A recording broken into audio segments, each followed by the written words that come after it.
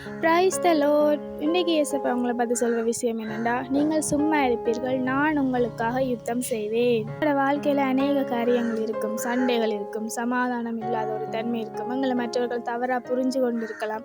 அப்படியான சந்தர்ப்பங்களில் நாங்கள் சில நேரம் கவலைப்படுவோம், ஐயோ உங்களை தவறாக நினைச்சிருக்கணும். இப்போ நாங்கள் நினைச்சோம்னா, இப்போ நாங்கள் நியாயம் கதைப்போம், ரெண்டில் ஒன்று கதைக்க பார்ப்போம், இதுக்கு ஒரு முடிவெடுக்கணும் அப்படின்னு நாங்கள் நினைப்போம். ஆனால் ஆண்டவர் சொல்கிறார், நீங்கள் சும்மா இருப்பீர்கள், நான் உங்களுக்காக யுத்தம் செய்வேன்.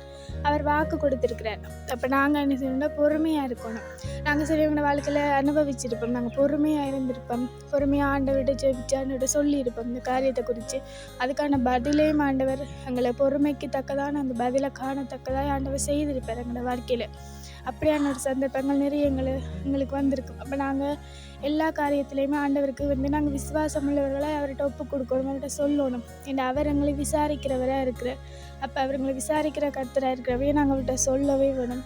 கண்டிப்பாக அவர் எங்களுக்காக யுத்தம் செய்வார். எங்களை வாக்கு கொடுத்த தேவன் அதை நிறைவேற்றி முடிக்கவும் வல்லவராக இருக்கிறார். இன்றையிலிருந்து நாங்கள் எல்லா காரியத்துக்குமே தேவனுக்கு அவர்கிட்ட சொல்லி நாங்கள் ஒப்பு கொடுப்போம், பொறுமையாக இருப்போம், அவரை நம்பி விசுவாசிக்கிறவர்களாக இருப்போம். அவர் எங்களுக்காக யுத்தம் செய்வார். யுத்தம் செய்து அதுக்கான பலனையும் எங்களுக்கு காணத்தக்கதாக அவர் செய்து முடிப்பார். Have a nice day.